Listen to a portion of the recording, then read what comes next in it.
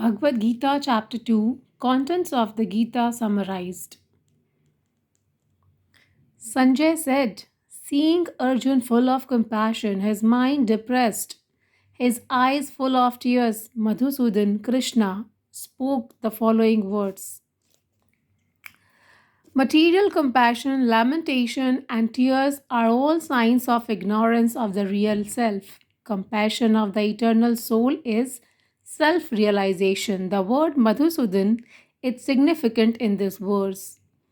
Lord Krishna killed the demon Madhu, and now Arjun wanted Krishna to kill the demon of misunderstanding that had overtaken him in the discharge of his duty. No one knows where compassion should be applied.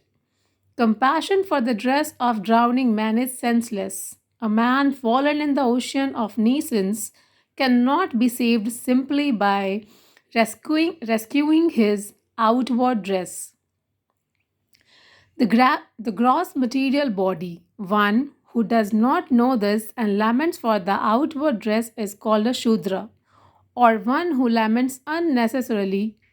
Arjun was a Satriya, and this conduct was not expected from him. Lord Krishna, however, can dissipate the lamentation of the ignorant man, and for this purpose, the Bhagavad Gita was sung by him. This chapter instructs us in self realization by an analytical study of the material body and the spirit as explained by the Supreme Authority, Lord Sri Krishna.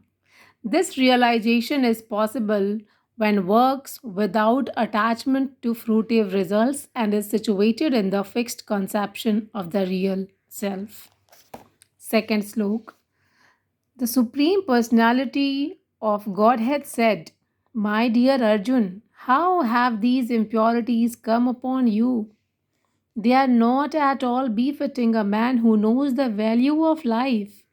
They lead not to higher planets but to infamy. Krishna and the Supreme Personality of Godhead are identical. Therefore, Lord Krishna is referred to as Bhagwan throughout the Gita. Bhagwan is the ultimate in the absolute truth. The absolute truth is realized in three phases of understanding, namely Brahman or the impersonal, all pervasive spirit, Paramatma, or the localized aspect of the Supreme within the heart of all living entities, and Bhagwan or the Supreme Personality of Godhead, Lord Krishna. In the Bhagavatam, this conception of this absolute truth is explained thus. The absolute truth is realized in three phases of understanding by the knower of the absolute truth, and all of them are identical. Such phases of the absolute truth are expressed as Brahman, Paramatma, and Bhagwan.